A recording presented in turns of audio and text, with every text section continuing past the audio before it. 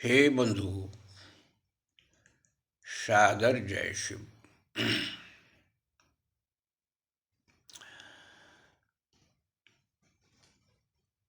शब्द ब्रह्म है और शब्द से ही सृष्टि की रचना हुई और शब्द से ही ये संसार चल रहा है। शब्द काटा नहीं जा सकता।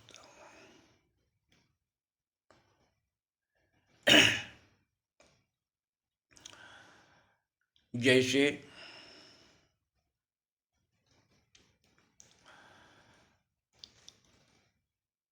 आप बगैर शब्द के जी नहीं सकते और उस ब्रह्म को मिलाने में भी शब्द कार्य करता है। क्यों? परमात्मा तो सर्वव्याप्त है, सबके विषय में जानता है, वो सर्वज्ञ है, सब जगह पहुंचा हुआ है, आपकी भावनाओं को समझता है कि आप किस भाव से हमारी की पूजा करते हैं, किस भाव से मुझे चाहते हैं। उसी भाव से परमात्मा जो है सबको वही दे देता है जिस भाव से पूजा करता है।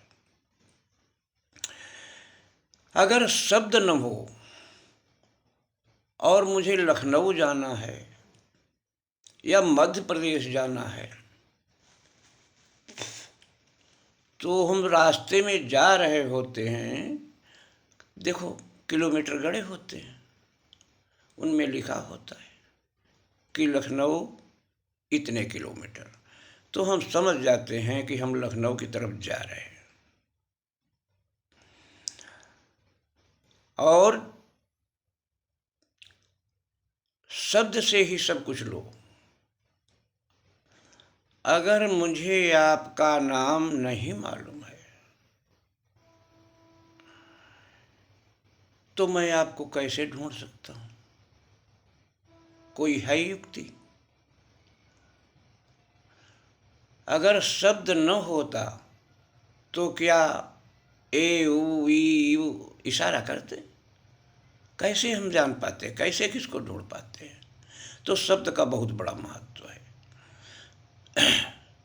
और शब्द से ही ये पूरा संसार चल रहा है। कैसे समझे हम? देखो, हम जागृत अवस्था में हैं तो हम शब्द को समझते हैं, विचारधारा में जाते हैं तब भी हम शब्द को समझते हैं कि शब्द हमारे अंदर है। और जब मैं प्रगाढ़ निद्रा में सोता हूं तो क्या शब्द नहीं है? क्या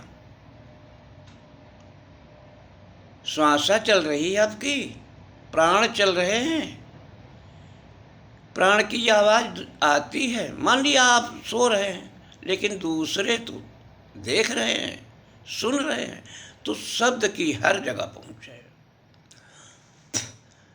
रही रामायण की बात, रामायण का खंडन किया कि ये पुस्तक पढ़ने योग्य नहीं है और बहुत गलत बात लिखी, मैं अपनी वाणी से कह नहीं सकता हूं। तो देखो, रामायण में एक तो पहली बात तो अवधी भाषा में है, सब उस भाषा को समझ नहीं सकते हैं। दूसरी बात, कुछ अलंकार का प्रयोग है। ये क्यों किया गया? इसलिए किया गया कि आप को आध्यात्मिक पुरुष बनाना है, इसलिए अलंकार का प्रयोग किया। अब देखो, जैसे मैं दो चौपाइयों का अर्थ करता हूं, समझने की चेष्टा करना। कहते हैं सामर्थ्य नहीं दोष गोसाई। तो देखो क्या यह चौपाई गलत है। इसका अर्थ का अनर्थ हम कर लेते हैं। दोनों को, दोनों तरफ ले जाओ, अध्यात्म की तरफ भी ले जाओ और संसार की तरफ भी ले जाओ। संसारिक पुरुष कहता है कि सामर्थ्यवान को कोई दोष नहीं लगता, चाहे वो जो कार्य करे। अर्थात सामर्थ्यवान किसको संसारिक पुरुष कहते हैं? संसारिक पुरुष धनवान हो, ताकतवर हो, जिसके कहने पर आदमी तमाम इकट्ठे हो जाते हों, उसको सामर्थ्यवान कहते हैं। तो संसारिक पुरुष कहते हैं उसको दोष नहीं लगता, भैया बड़े आदमी चाहे जो कुछ करें। लेकिन अध्यात्म की बात है, रामायण आध्यात्मिक पुस्तक है, तो उसमें कहा है सामर्थ्य ही नहीं दोष गोसाई।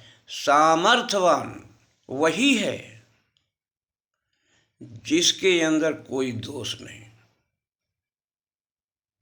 वो सामर्थ्यवान है। अध्यात्म ये कहता है। तो क्या ये चौपाई गलत है?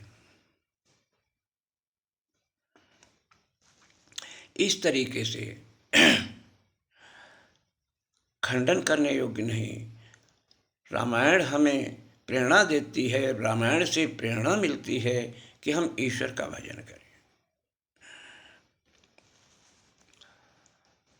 तो समय थोड़ा है तो मैं पूरी बात भी नहीं कह पा रहा हूँ, तो खंडन करने योग्य नहीं। आप ईश्वर का भजन करें और ईश्वर का भजन इसलिए करें कि परम शांति मुझे मिलनी चाहिए, शांति नहीं। तो ईश्वर के नाम का जप करें और साकार में चित्र लगाकर भोलेनाथ का उसकी पूजा करें। लेकिन उतने तक ही सीमित न रहें और रात्रि काल में ध्यान करें। धीरे धीरे बात समझ में आने लगेगी कि परमात्मा क्या, ब्रह्म क्या, किसी से पूछने की आवश्यकता नहीं पड़ेगी। जय शिव।